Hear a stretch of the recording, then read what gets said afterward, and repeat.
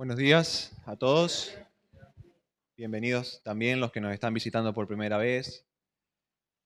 Espero que al venir a esta reunión el Señor les pueda hablar a cada uno de ustedes.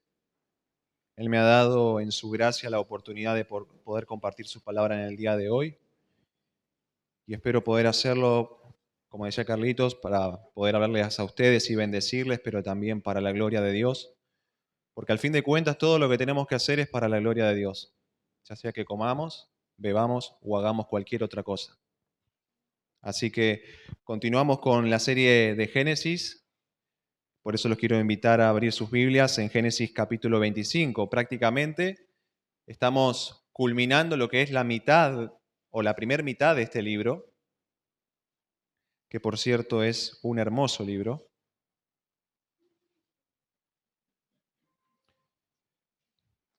Pero no vamos a estudiar hoy todo el capítulo, sino que vamos a estar abordando desde el versículo 1 hasta el versículo 26.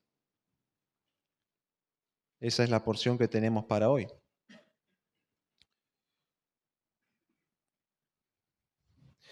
Pero antes de comenzar a leer el pasaje que tenemos para hoy, quisiera darles un pequeño pantallazo de los temas que vamos a abarcar en la porción de las Escrituras que nos toca estudiar en esta mañana. A medida que nosotros leamos los versículos, nos vamos a dar cuenta que Abraham tuvo tres mujeres: Sara, Agar y, como veremos hoy, Cetura. Cada una de ellas les dio descendientes cuyos nombres vamos a estar viendo en tan solo un momento. Ahora, lo cierto es que nosotros podemos tomar este pasaje y estructurarlo de la siguiente manera. Desde el versículo 1 al versículo 6 se nos habla sobre los hijos, nietos y bisnietos que Abraham tuvo por medio de su mujer Cetura. Luego en los versículos 12 al 18 se nos habla sobre el hijo y los nietos que Abraham tuvo por medio de la sierva egipcia Agar. Y en una tercera sección se nos habla sobre el hijo y los nietos que Abraham tuvo por medio de su esposa Sara. Y es en la descendencia de Abraham por medio de su mujer Sara que el autor de Génesis se va a explayar en los versículos 19 al 26 al relatarnos en esa sección el nacimiento de Jacob y Esaú, mientras que deja a un lado las descendencias de las demás mujeres que Abraham tuvo. A estas alturas nosotros, que venimos estudiando Génesis, ya sabemos que este énfasis que el autor hace en la descendencia de Abraham por medio de Sara, es decir, en Isaac, se debe a que las promesas de Dios hacia este hombre se cumplirían por medio de este hijo y no por medio de los demás hijos que él tuvo. Y antes de comenzar la lectura también tengo que mencionar que entre medio de este pasaje, específicamente en los versículos 7 al 11, encontramos relatada la muerte y sepultura de Abraham. Así que teniendo en mente toda esta estructura, comencemos a estudiar cada una de esas secciones para ver qué tiene para enseñarnos todo esto. Comencemos con los versículos 1 al 6 del capítulo 25. Dice así: Abraham tomó otra mujer cuyo nombre era Cetura, la cual le dio a luz a Simram, Joksán, Medán, Madián, Isbac y Súa. Y Joksán engendró a Seba y a Dedán, e hijos de Dedán fueron Asurim, Letusim y Leumim, e hijos de Madián, Efa, Efer, Anoc, Abida y Elda. Todos estos fueron hijos de Cetura. Y Abraham dio todo cuanto tenía a Isaac, pero a los hijos de sus concubinas dio Abraham dones y los envió lejos de Isaac su hijo, mientras él vivía hacia el oriente, a la tierra oriental. Nombres raros, ¿no? Quizás uno se pregunta qué podemos aprender de todo esto, pero vamos a ver que la palabra de Dios tiene algo que enseñarnos aún en estos pasajes. Como ustedes podrán observar, Abraham no fue esposo de una sola mujer. Haciendo un poco de memoria, en Génesis 11:29 se nos dice que él tomó a Sarai por mujer, su primera esposa. Luego en Génesis 16:3 se nos informa que Agar, la sierva egipcia de Sarai, fue dada por mujer a este hombre por iniciativa de la propia Sarai. Y ahora en Génesis 25:1 se nos dice que el patriarca tomó por mujer a otra esposa llamada Setura. Por lo que podemos afirmar que Abraham tuvo 3 mujeres a lo largo de su vida, las cuales, como dije antes, le dieron descendientes. Sin embargo, nosotros no tenemos duda de que Sara fue la que tenía un lugar especial en el corazón y en la vida de Abraham. Las demás eran concubinas, tal como lo indica el versículo 6. Por si alguien no lo sabe, una concubina viene a ser como una esposa secundaria.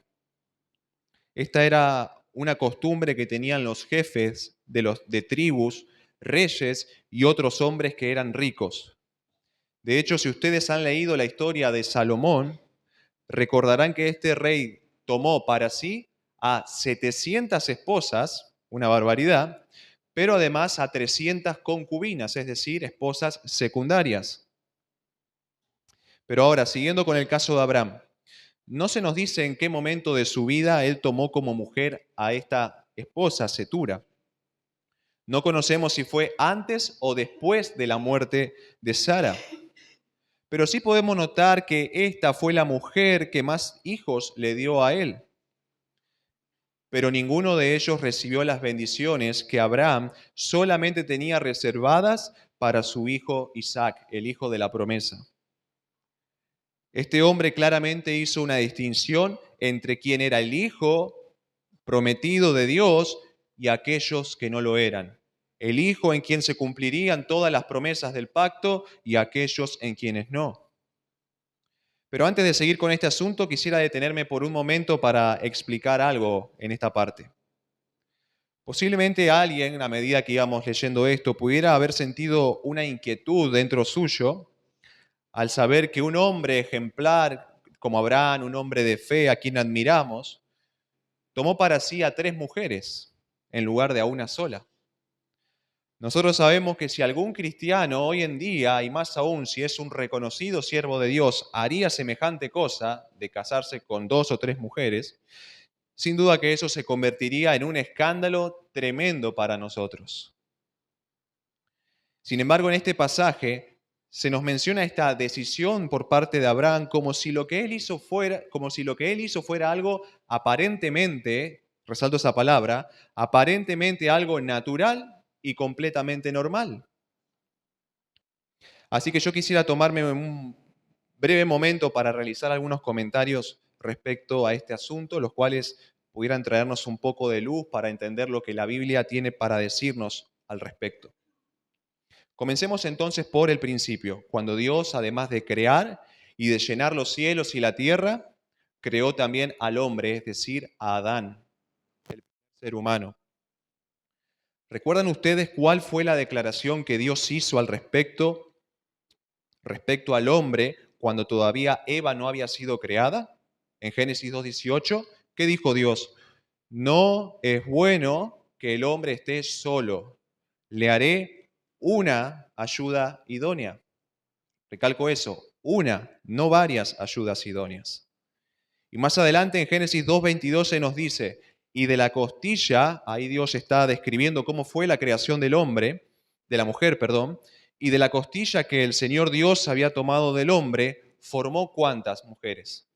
Una mujer y la trajo al hombre. Y versículos más adelante, específicamente en el 24, se nos dice, por tanto el hombre dejará a su padre y a su madre y se unirá a su mujer singular, una sola, no a sus mujeres, y serán una sola carne. Cuando yo me caso, delante de los ojos de Dios paso a ser uno solo con mi esposa. Y si me caso con otra mujer, estando aún unido a la primera, entonces estoy cometiendo el pecado de adulterio delante de Dios. Esto no lo digo yo, lo dice el propio Jesús en Mateo 19, 1 al 9. Si después usted quiere lo puede leer en su casa y ver lo que Jesús así nos dice.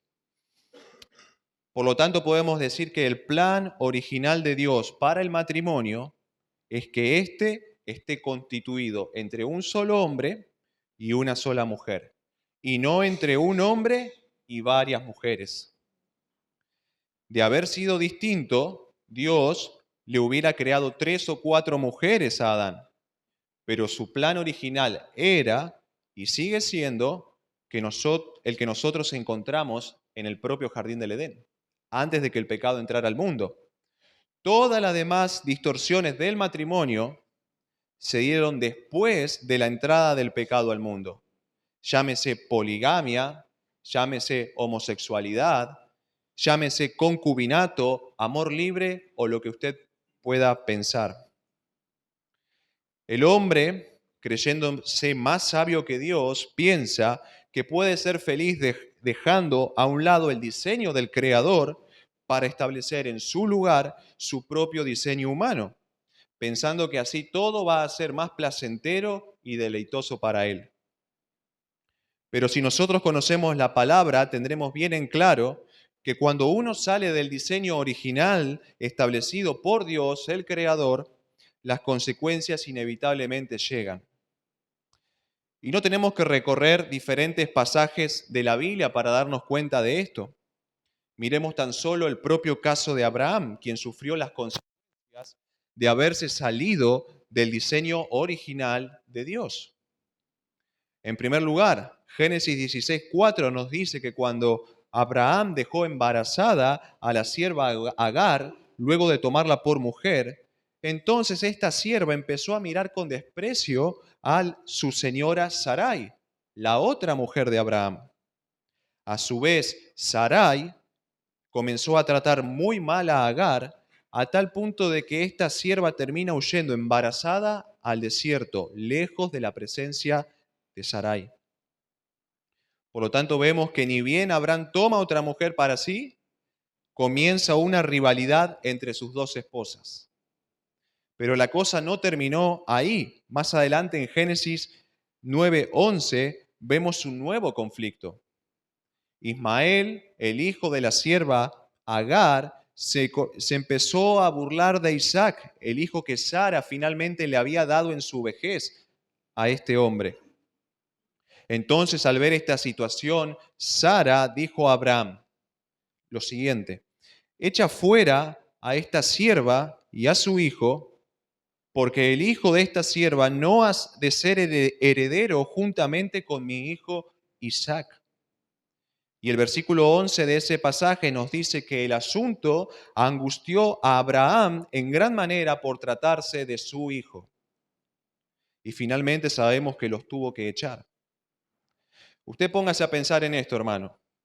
Si Abraham solamente hubiera tomado por mujer a Sara y a nadie más, esperando con fe y paciencia el tiempo de Dios para que ella le dé a luz a Isaac, el hijo de la promesa, él nunca hubiera tomado a Agar como mujer, ni tampoco habría engendrado a Ismael, y por lo tanto no tendría que verse envuelto jamás en esa angustiante situación como padre de tener que echar a su hijo y a su otra esposa de su presencia.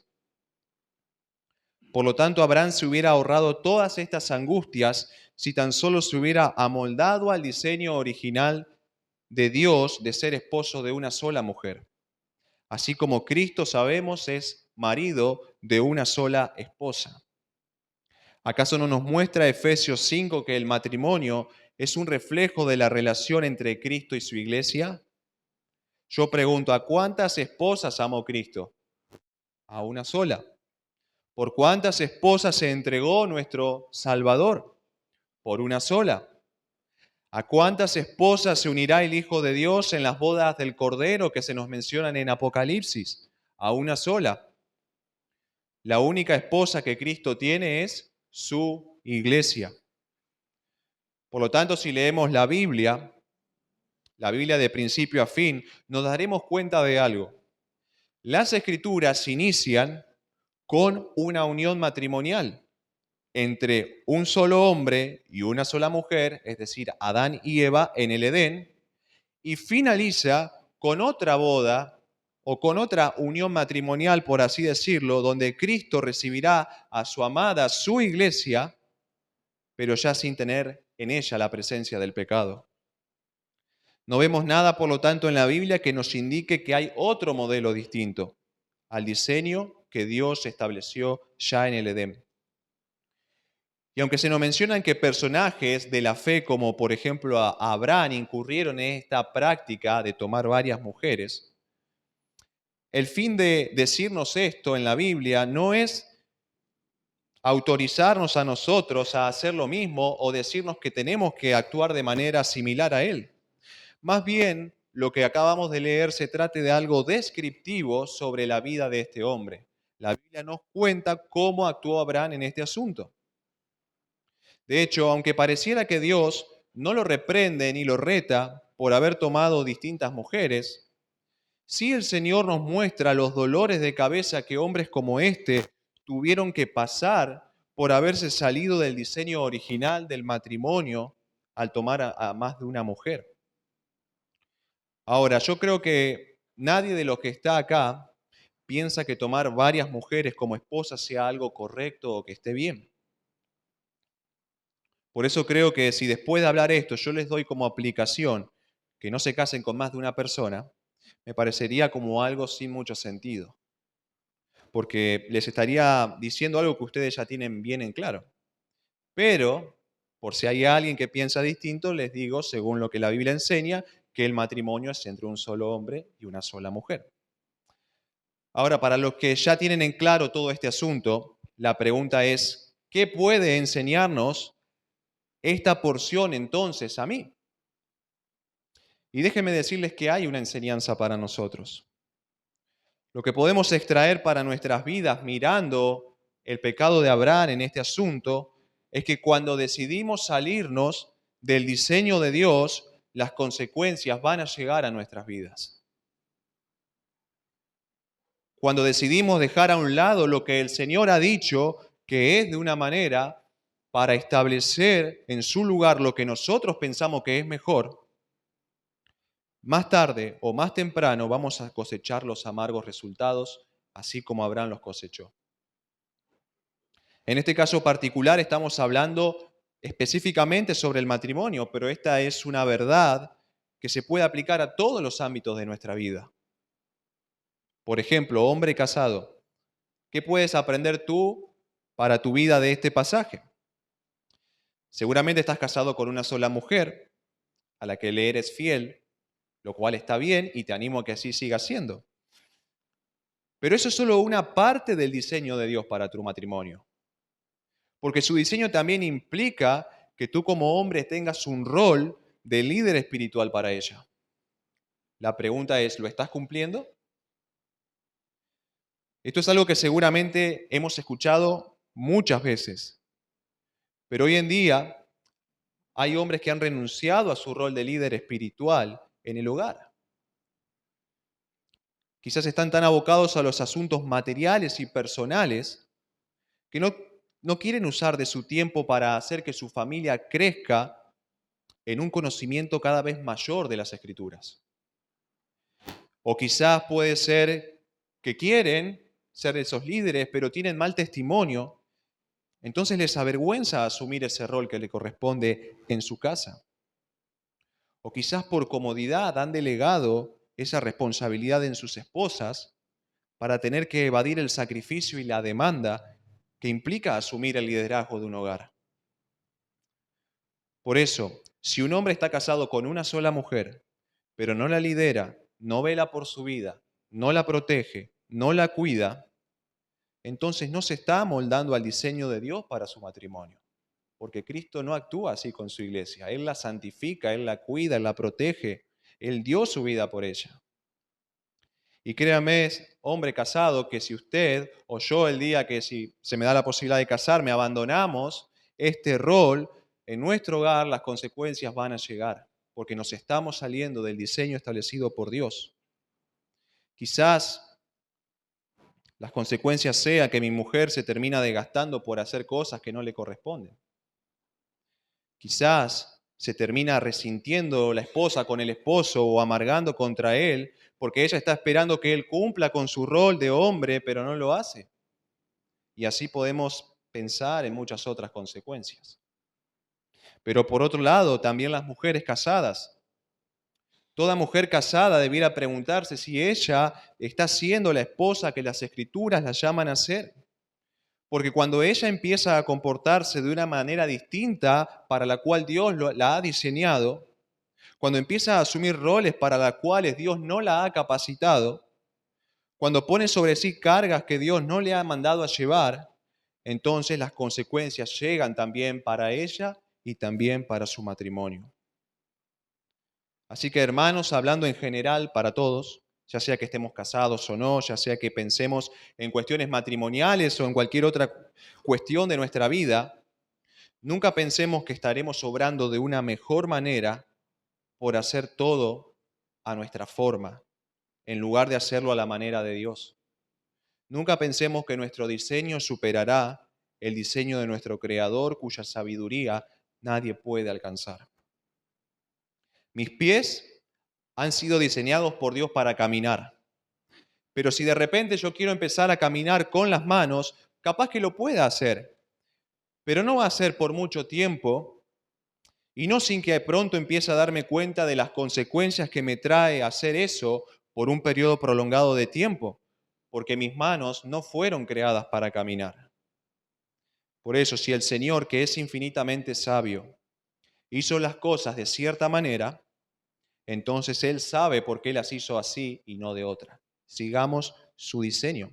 Conozcamos lo que Dios nos dice en su palabra para poder caminar en conformidad a lo que Dios nos manda ahí y amoldarnos así a la vida que Dios ha diseñado para ti, para tu familia, para nosotros como iglesia y así en todos los ámbitos de nuestra vida. Y si nos salimos de ese diseño, vendrán malas consecuencias. Pero si nos amoldamos al diseño, podremos experimentar las bendiciones de Dios en todo eso. Ahora, siguiendo con nuestro pasaje, estuvimos leyendo que Abraham tomó a una tercera mujer como esposa, la cual le dio descendientes. Sin embargo, el texto nos aclara que a ninguno de estos hijos lo trató de la misma manera que a su hijo Isaac. Mientras que a los hijos de sus concubinas el patriarca le dio dones, es decir, regalos, no obstante, la totalidad de sus posesiones las reservó para Isaac, quien era, como dijimos antes, el hijo de la promesa. Él sería el heredero de todo cuanto Abraham poseía. El patriarca vemos que hace una clara distinción entre este hijo y todos los demás hijos. Él sabía que mediante Isaac Dios cumpliría todo lo que le había prometido. Y la distinción que Abraham hace con respecto a sus hijos va más allá incluso de lo material, porque esa distinción también se hace evidente en el hecho de que mientras que a Isaac Abraham lo mantendrá cerca suyo, a los demás hijos los envía lejos, a otras tierras, aunque no los envió con las manos vacías, porque la realidad era que seguían siendo sus hijos. Podríamos suponer que Abraham quería evitar que los hijos de sus concubinas le causaran algún tipo de inconveniente a Isaac. Recordemos que ya Ismael, tiempo atrás, había ocasionado problemas en el hogar cuando se burló del hijo de Sara.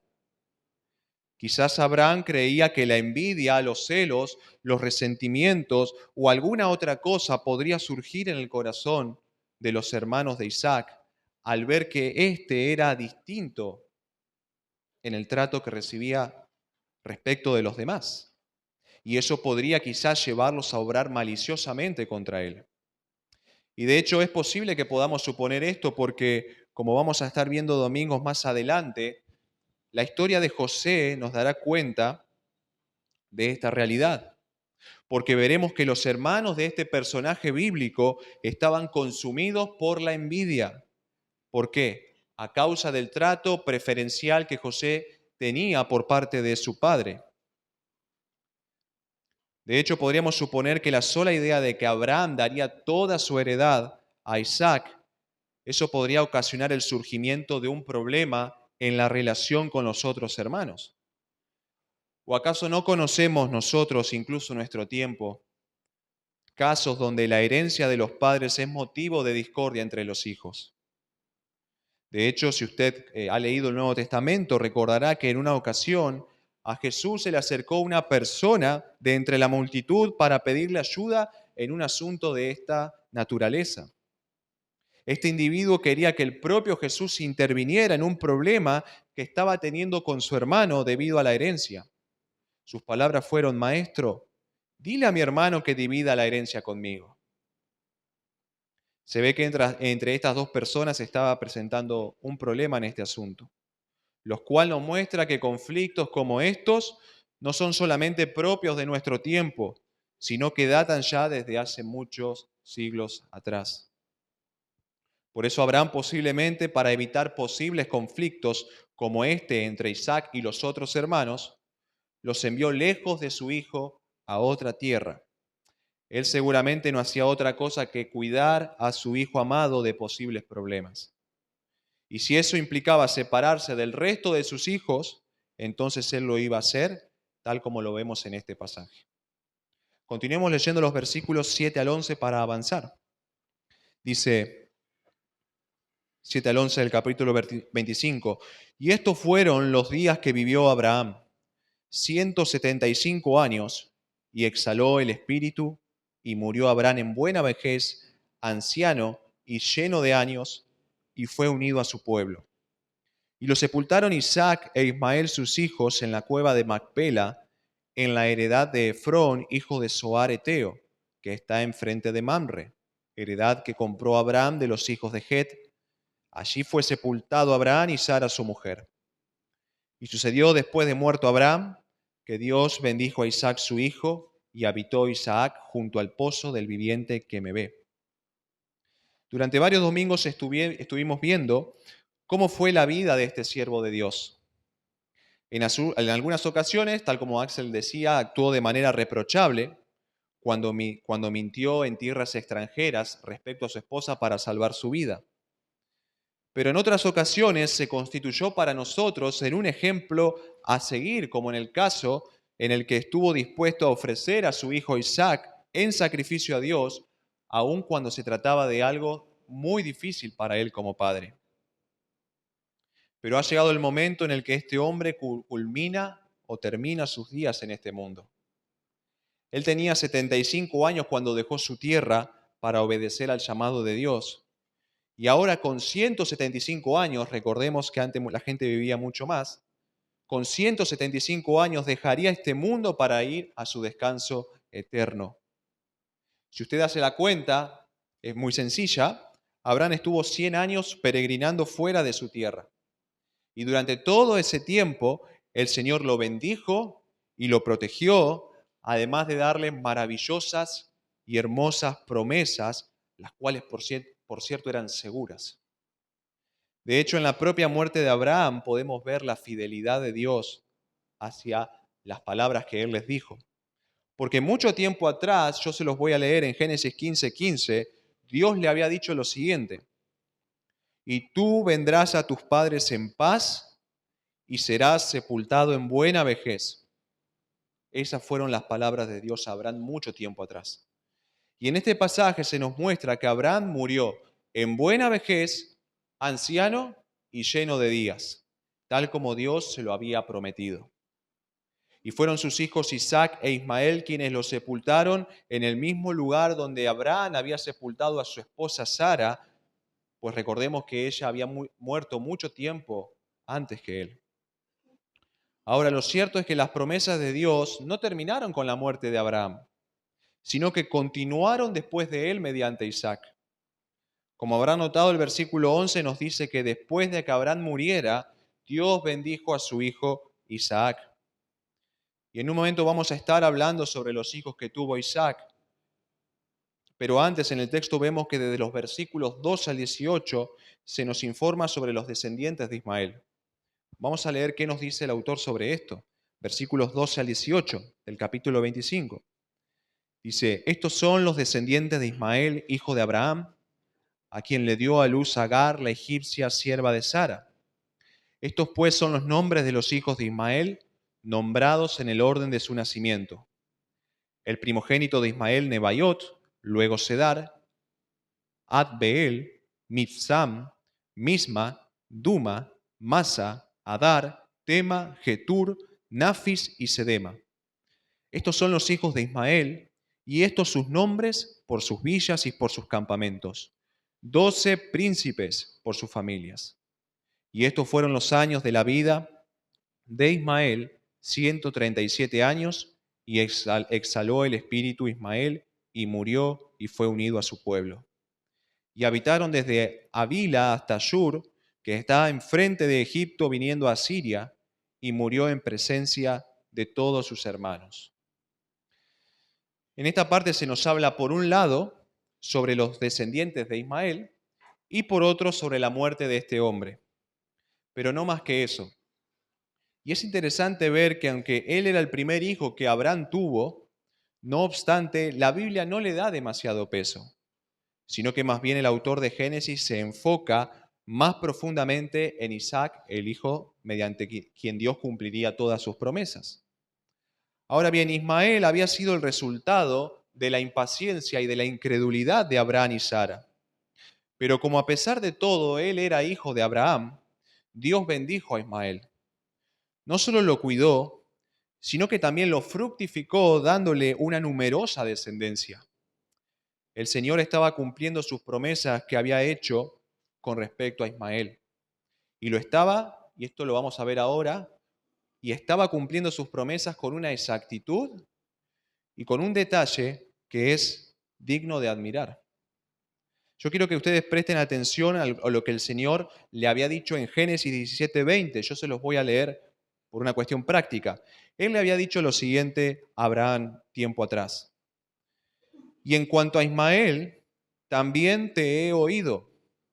He aquí que le bendeciré y le haré fructificar y multiplicar mucho en gran manera. Noten esto, 12 príncipes engendrará y haré de él una gran nación.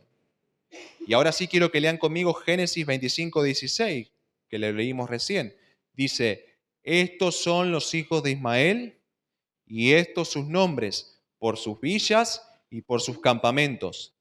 ¿Qué dice a continuación? 12 príncipes por sus familias.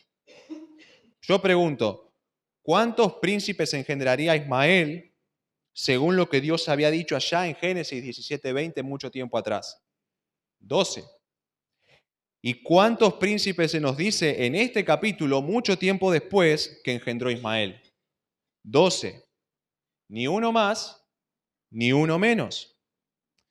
Por eso, hermanos, no sé si ustedes pueden percatarse de lo extraordinario de todo esto, lo asombrosa que es la palabra de Dios, lo confiable que resulta ser lo que nuestro Dios nos dice acá y nos promete.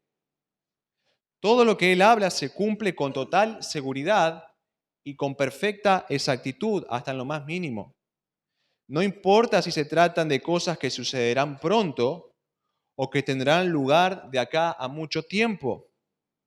No importa si se tratan de cosas que nos parezcan difíciles e imposibles de que se hagan realidad. Su palabra no defrauda a nadie, ni tampoco lo hará nunca. Nada de lo que se promete ahí queda sin cumplir. Póngase usted a pensar cuántas circunstancias podrían haber llevado a que Ismael tuviera 11 hijos o 13 hijos, o de hecho que ni siquiera no tuviera ni uno solo. Sin embargo, la providencia de Dios estuvo manejándolo todo porque Ismael tuvo la cantidad de descendientes que Dios había dicho muchos años atrás que él tendría. Y no lo nombro por cuestión de tiempo, pero cuántos ejemplos tenemos en las Escrituras de lo confiable que es la palabra de Dios. El otro día yo estaba leyendo en mi devocional el pasaje de Marcos 14, 12 al 16, donde los discípulos le preguntan a Jesús dónde quería él que ellos hagan los preparativos para que pudieran celebrar la Pascua. Y lo que Jesús hace es enviar a dos de sus discípulos diciéndoles lo siguiente: id a la ciudad y os saldrá al encuentro un hombre que lleva un cántaro de agua. Seguidle, Y donde entrare, decida al señor de la casa, el maestro dice, ¿dónde está el aposento donde he de comer la Pascua con mis discípulos? Y él os mostrará un gran aposento alto ya dispuesto, preparad para nosotros allí. Vamos a suponer que usted es la primera vez que escucha este pasaje. Yo le pregunto, ¿cree usted que cuando los dos discípulos fueron hasta ese lugar, encontraron a ese hombre que Jesús dijo con el cántaro de agua? Algo que era muy específico, muy detallista. ¿O más bien cree usted que estos discípulos anduvieron a las vueltas y tuvieron que regresar porque aquel hombre no estaba por ninguna parte? Claro que lo encontraron. De hecho, el versículo de 16 dice, fueron sus discípulos y entraron en la ciudad y hallaron como les había dicho y prepararon la Pascua. Ellos, confiando en las palabras de Jesús, fueron hasta aquel lugar con la confianza de que todo iba a suceder tal como su maestro les había dicho. ¿Y saben qué? Las palabras de Jesús no defraudaron. No fueron hasta allí en vano, ni tampoco volvieron decepcionados. Todo sucedió al pie de la letra tal como Jesús les había dicho. Por eso, queridos hermanos, nunca seremos defraudados por Dios al obedecer lo que Él nos dice. Nunca nos arrepentiremos de confiar en sus palabras. Nunca la palabra de Dios nos decepcionará, porque ella es segura. ¿Por qué? Porque su autor es el mismo Dios fiel y santo que no quiere ni tampoco puede mentir. Él no puede negarse a sí mismo. Las promesas y palabras de los hombres podrían decepcionarnos. Yo podría poner mi confianza en lo que una persona me dijo y desilusionarme, pero nunca va a pasar eso con la palabra de Dios. Si Él nos dice que algo sucederá de una manera, entonces no pensemos que ocurrirá de otra manera distinta. ¿Recuerda cuando Jesús le dijo a Pedro, Pedro, antes que el gallo cante, me negarás 3 veces? ¿Y qué le respondió Pedro? No, Señor, no voy a negarte. Y si es necesario, voy a morir contigo. Y Pedro empezó a insistirle que no le iba a negar, que él iba a morir con Jesús. ¿Y qué fue lo que terminó pasando? ¿Lo que Pedro dijo o lo que Jesús dijo? Lo que Jesús dijo, la palabra de Jesús fue la que prevaleció, porque lo que Dios dice que sucederá, entonces va a suceder. Y por otro lado, si Dios ha prometido algo, no pensemos que el Señor lo va a dejar sin cumplimiento. Nuestra confianza no debe estar en lo que nosotros pensamos o sentimos, sino en lo que la palabra de Dios nos dice. Por eso la pregunta es, ¿confiamos en la Biblia con todo nuestro corazón? ¿Es la Biblia para nosotros un sostén realmente en tiempos de prueba, tentación o dificultades? ¿Es para nosotros la Biblia una autoridad en nuestra vida? ¿Creemos que lo que Dios nos dice en su palabra es verdad, más allá de que en ocasiones nuestros sentimientos o nuestro entendimiento parecieran decirnos lo contrario? Puedes preguntarte quién está en el trono de tu vida, quién gobierna, gobiernan tus sentimientos, gobierna tu entendimiento o gobierna lo que dice la palabra de Dios. Por eso mi consejo, hermano, para usted y para mí también, porque todos estamos creciendo en esto, es lo que dice Proverbios 3, 5 al 6, y que me encanta este versículo, estos 2 versículos. Y dice así, confía en el Señor con todo tu corazón y no te apoyes en tu propio entendimiento. Reconócele en todos tus caminos y Él enderezará tus sendas. Nuestro entendimiento no es un buen consejero. La palabra de Dios sí. Nuestro entendimiento puede fallarnos, pero no la palabra del Señor. Que la palabra de Dios sea fundamental para nuestra vida. Y yo leyendo en mi lectura el Nuevo Testamento veía lo importante que era para Jesús la palabra de Dios. Cuando Él fue tentado por el diablo, ¿a qué recurrió? A la palabra de Dios. Escrito está. Cuando lo cuestionaban por lo que Él hacía, ¿Él qué decía? A los fariseos, a los escribas, ¿no habéis leído? ¿No habéis leído? O los confrontaban por, ¿no comprendéis las Escrituras? O cuando le preguntaban algo, él decía, ¿qué os mandó Moisés? Siempre la escritura fue fundamental en la vida y en el ministerio de Jesús.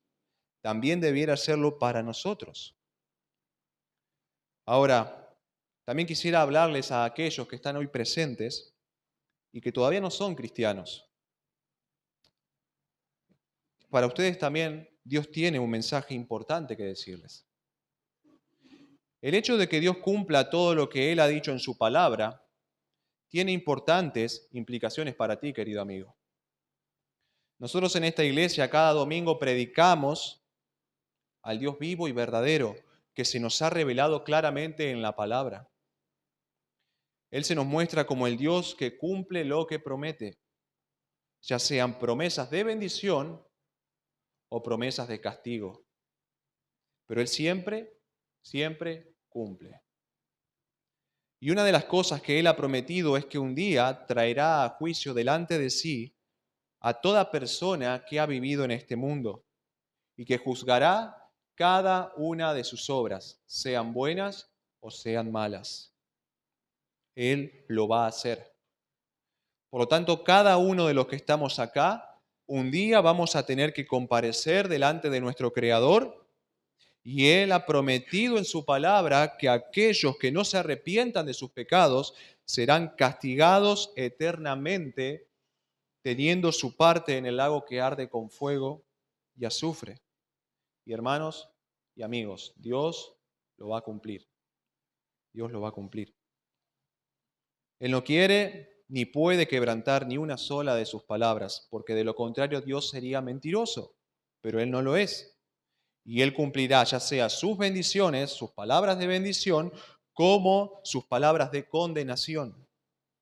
Así que si Dios promete que enviará a los pecadores al infierno, entonces es porque Él lo va a hacer. Pero Él también ha prometido que aquellos que se arrepientan de sus pecados poniendo su fe en Jesús no serán condenados.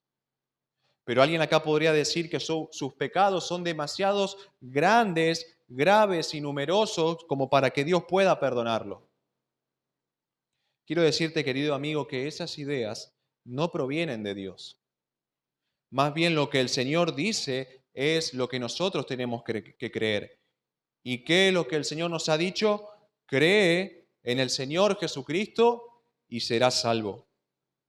Si tú haces eso, el Señor te salvará sin importar cuáles ni cuántos hayan sido tus pecados.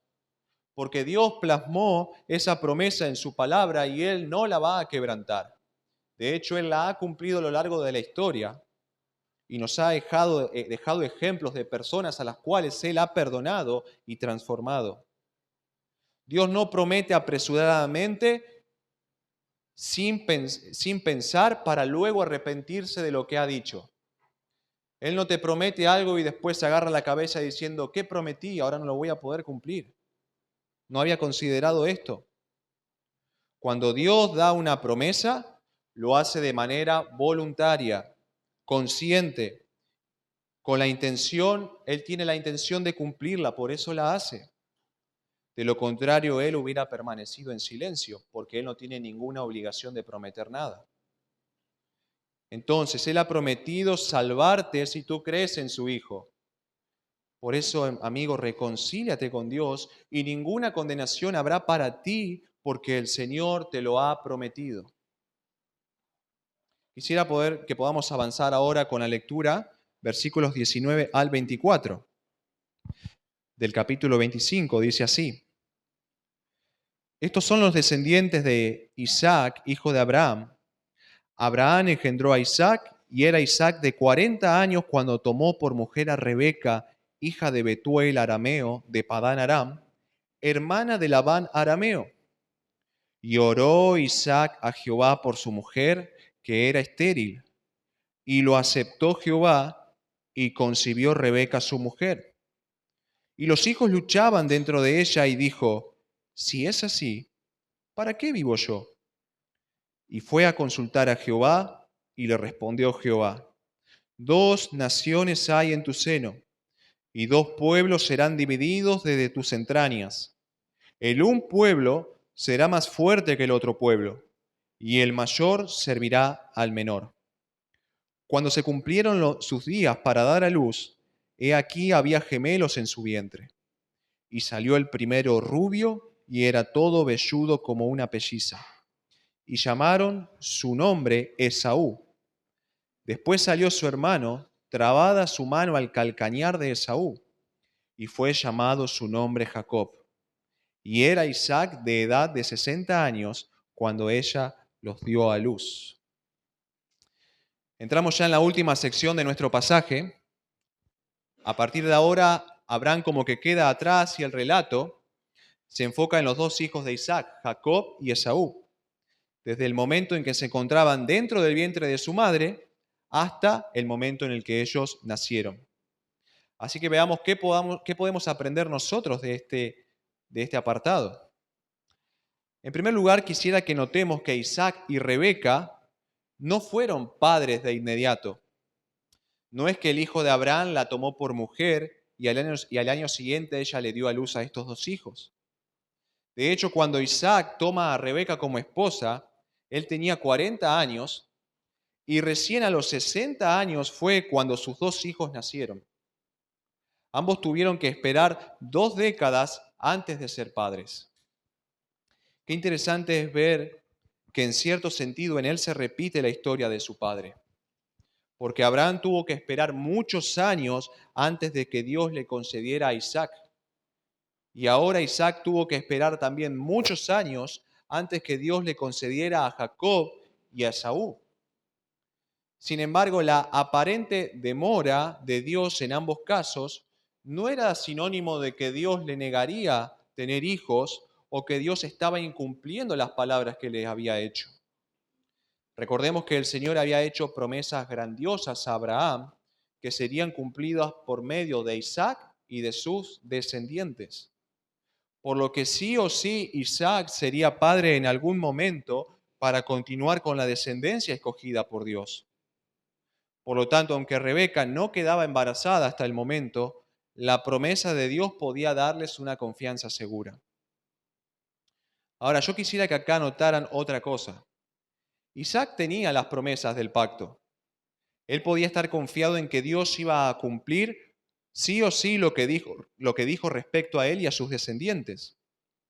Tranquilamente él se podría haber quedado de brazos cruzados esperando a que Dios haga lo que prometió que iba a hacer, darle una descendencia. Después de todo, Dios había hecho con Abraham un pacto bajo juramento.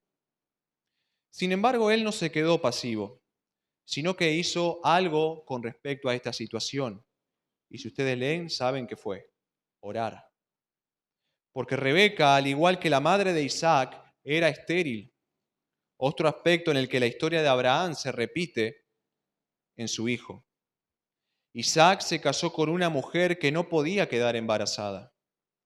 La diferencia de Isaac es que él esperó hasta el tiempo de Dios para que sus hijos nacieran y no hizo como su padre, que en su desesperación tomó a otra esposa para engendrar un hijo por medio de ella. En ese caso, él no repitió la historia de Abraham. Ahora, como yo dije recién, Isaac oró al Señor por esa situación. Pero la pregunta es, ¿para qué orar si total Dios estaba comprometido por medio de sus palabras a hacer con Isaac lo que había prometido? ¿Qué sentido tenía que Isaac orara? Bueno, la respuesta es porque la oración era el medio que Dios había designado para concederle a Isaac lo que Dios mismo había prometido. Podemos concluir por lo que leemos y observamos que el Señor le daría hijos a Rebeca cuando Isaac intercediera por ella en oración. De hecho, observe el pasaje. Fue recién cuando Isaac oró a Dios que el Señor concedió hijos a este matrimonio.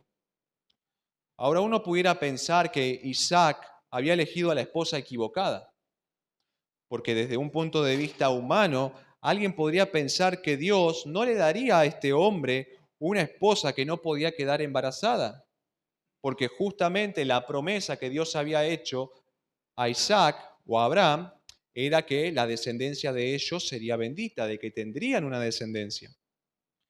Pero nosotros sabemos, porque ya lo estuvimos estudiando en el capítulo 24, que fue Dios quien guió al siervo de Abraham a tomar a esta mujer para darla como esposa a Isaac.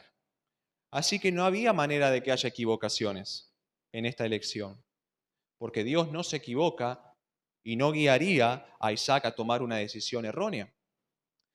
A Dios no se le pasan por alto detalles, menos uno como este.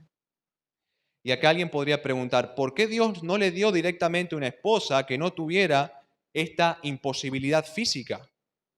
¿Por qué complicar, por así decirlo, las cosas dándole una mujer que no puede quedar embarazada? Bueno, con respecto a estos hermanos podemos afirmar lo que la Escritura dice, de que los caminos del Señor no son nuestros caminos y que sus pensamientos no son sus pensamientos. Sus pensamientos siempre son más elevados, sus caminos son superiores a los nuestros.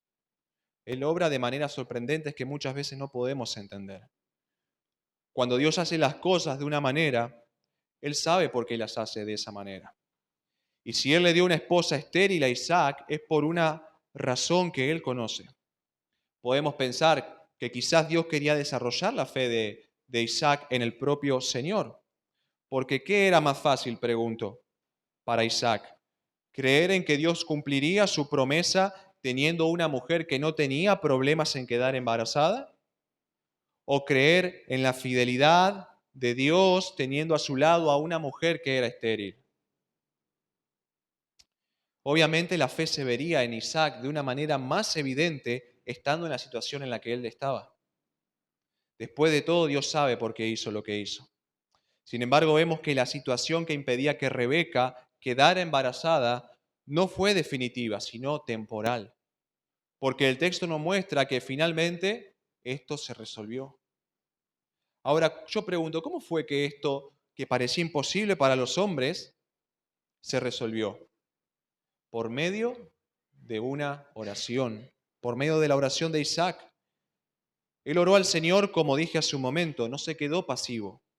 Más allá de la promesa segura que tenía por parte de Dios, no fue sino hasta que Dios aceptó la oración de Isaac por Rebeca que ella quedó embarazada.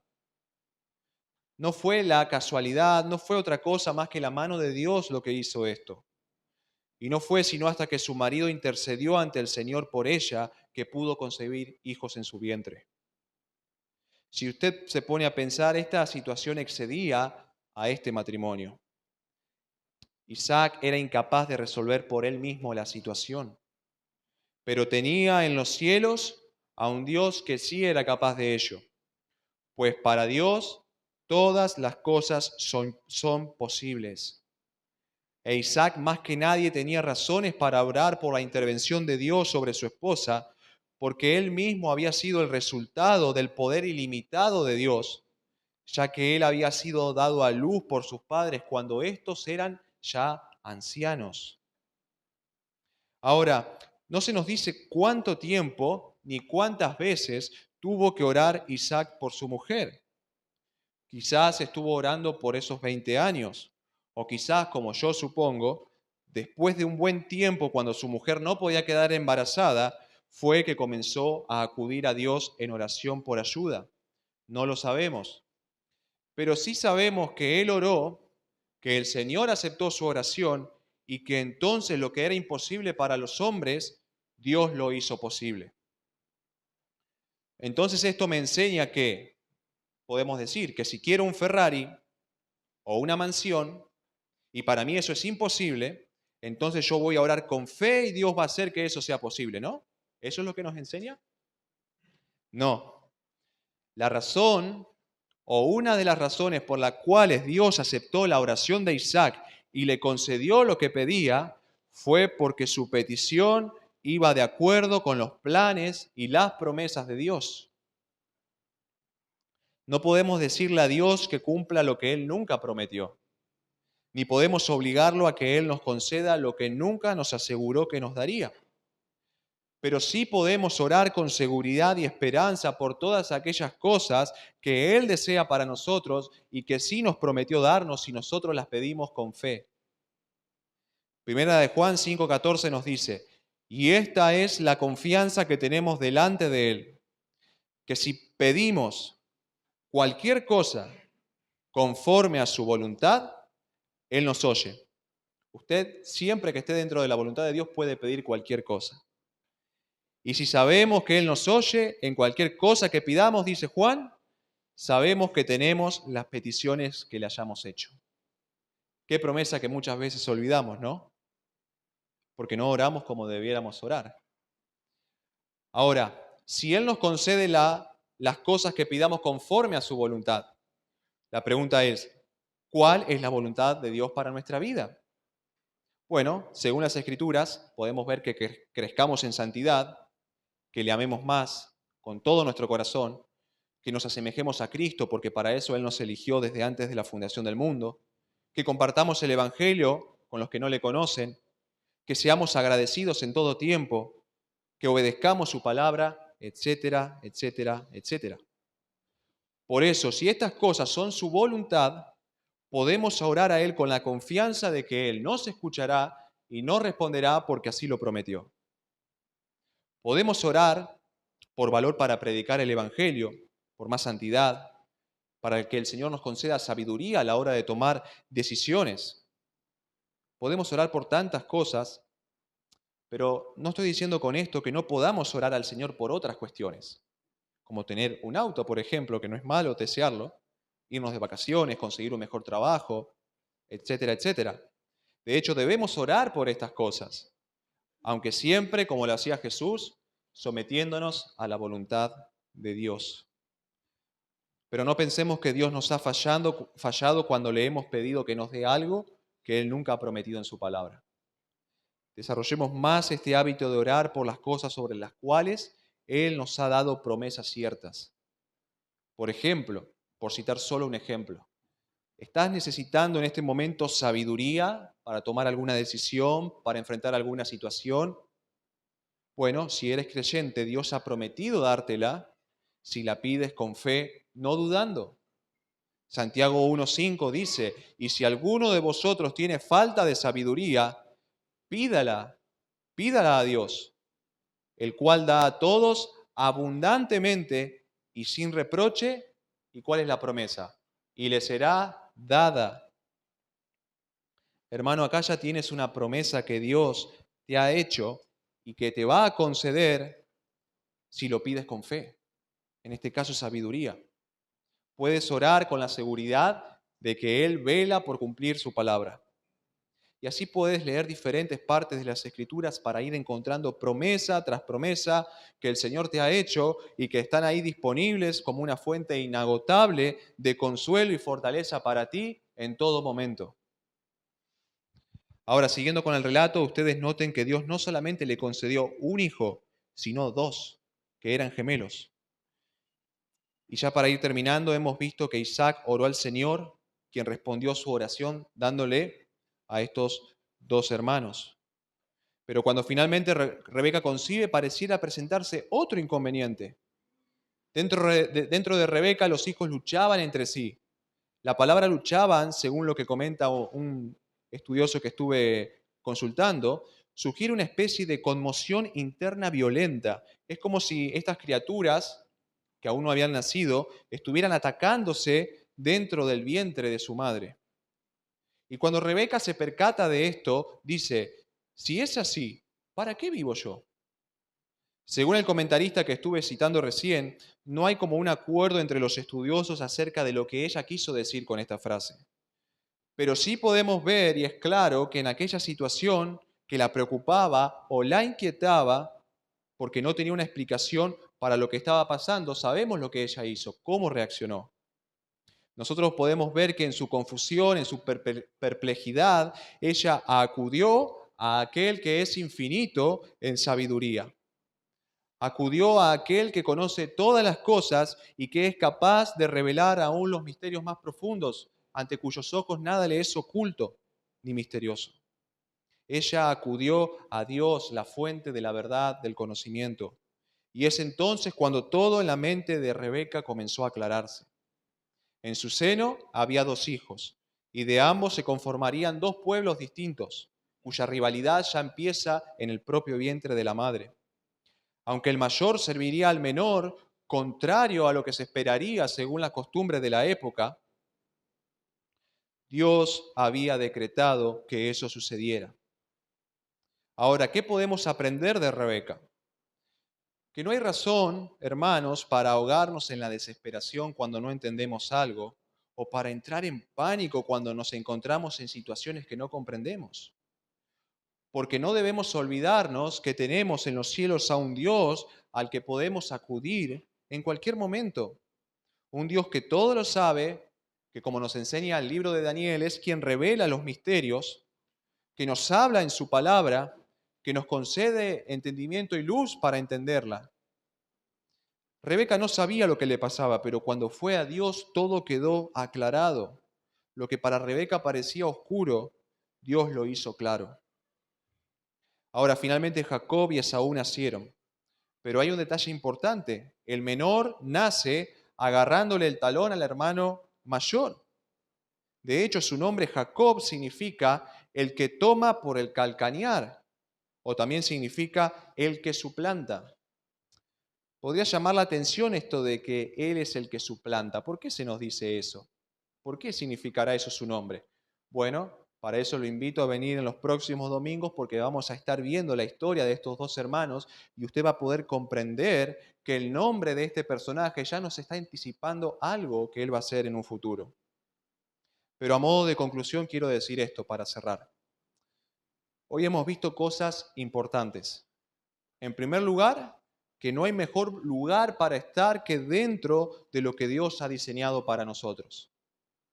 Y que cuando nos salimos de ahí, las consecuencias llegan. Pero cuando nos mantenemos dentro de ese diseño, las bendiciones podemos disfrutarlas. Pero también vimos que podemos confiar en Dios y en su palabra, porque Él cumple cada cosa que nos ha prometido. Y también podemos aprender que si tenemos promesas con respecto a ciertas cosas, podemos orar con seguridad a nuestro Dios, sabiendo que las obtendremos si las pedimos tal como Él nos manda. Y podemos ver que en esos momentos de confusión podemos acudir a ese Dios que siempre está con nosotros en busca de luz y de entendimiento. Así que les animo, y me animo obviamente también a mí, a confiar cada vez más en estas verdades y ser cristianos cada vez más maduros en la fe que ponen en práctica todo lo que nos enseña Dios en su palabra.